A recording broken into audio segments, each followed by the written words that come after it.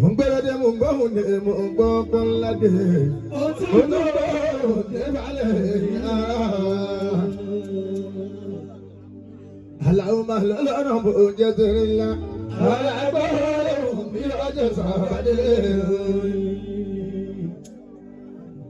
Imekuma lana bujadirilla Alaqo bi ajsabade Ikini mbura muramu Lagiju abeba Oseun ko to ma dukun egun mo ri e daju Ikini musi beni go Lare alagbo Iyaja sabadele Oseun ko to ma dukun egun mo ri e daju Ikini musi beni go Lare alagbo Iyaja sabadele my say me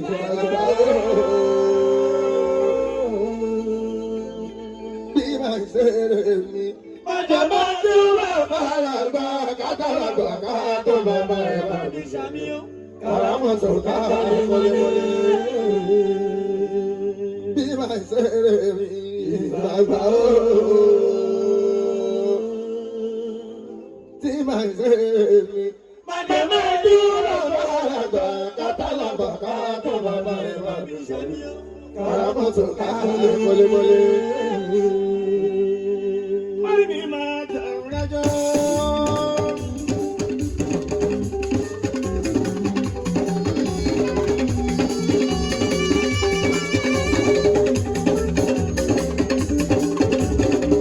Edami ma joro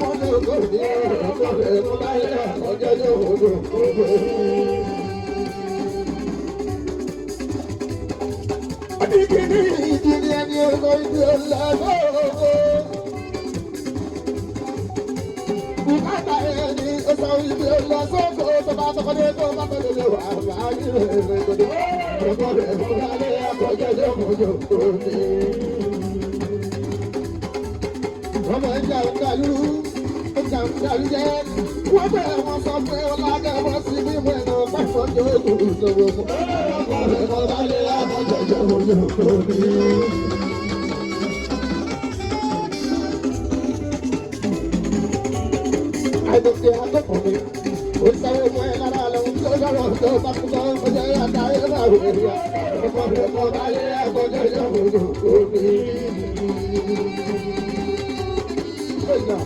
Ìgbà tí mo wà lọ́mọdé nílé ìwé tí ọkọ̀ wà láyé ní ọkọ̀ wálé, ọkọ̀ tó wà ní àgbèrò, àgbà rárá, ìdúpá ní ẹ̀kọ́ mi, àwọn agbára ti dá mú ní gbọ́dọ̀ rẹ̀.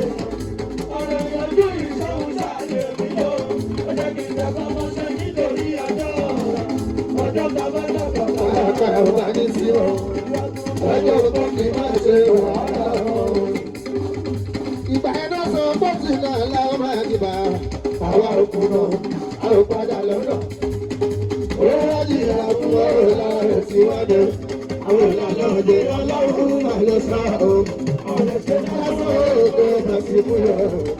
Àṣẹbẹ̀rẹ̀ kò ní sí ara, lórí bàbá rẹ̀ òkú.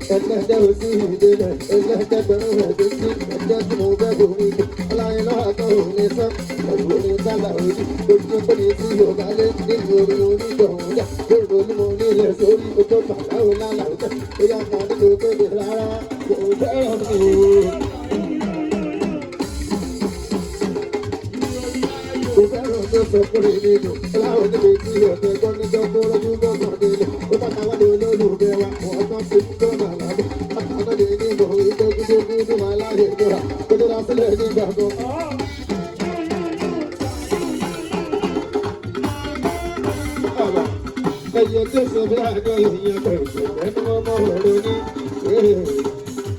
Ìlú olókìkí kan tó ṣe ní ọgbọ́n kò máa ti. Ibi tí ò bá ti sílẹ̀ láti ẹ̀ẹ́dẹ́ ọ̀rọ̀ ní o.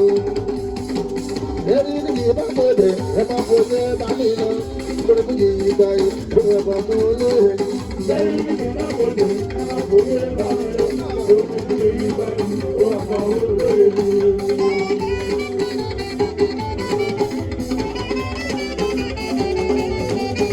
Ẹ máa kó ṣe bá mi lọ. Lórí fún yìí gba ìlú ẹ̀bọ̀ mú lóore. Ẹni níbi bá gbòdè ẹ máa kó ṣe bá mi lọ. Lórí fún yìí gba ìlú ẹ̀bọ̀ mú lóore.